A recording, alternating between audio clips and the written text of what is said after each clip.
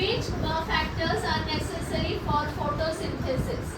Answer: water and nutrients in the soil, the carbon dioxide present in the air, presence of sunlight and chlorophyll in the leaves are necessary for photosynthesis process. We will see the second question. दुसरा प्रश्न बघू, नंतर लिहू पुन्हा. Questions.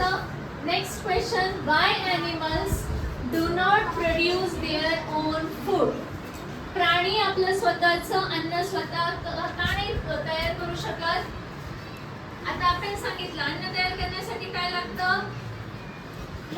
Chlorophyll. Answer बघा काय? Animals do not have chlorophyll. आपल्यामध्ये chlorophyll नाही म्हणून आपण स्वतःचं अन्न स्वतः तयार करू शकत नाही. Animals do not have chlorophyll which is necessary for photosynthesis. Therefore they do not produce their own food. म्हणजे फरक कळला? झाडं का स्वतःचं अन्न स्वतः तयार करू शकतात? त्यांच्यामध्ये काय आहे? क्लोरोफिल. प्राण्यांमध्ये क्लोरोफिल आहे का? नाही. म्हणून ते स्वतःचं अन्न स्वतः तयार करू शकत नाही. ते झाडांवर किंवा इतर प्राण्यांवर काय असतात? डिपेंड असतात.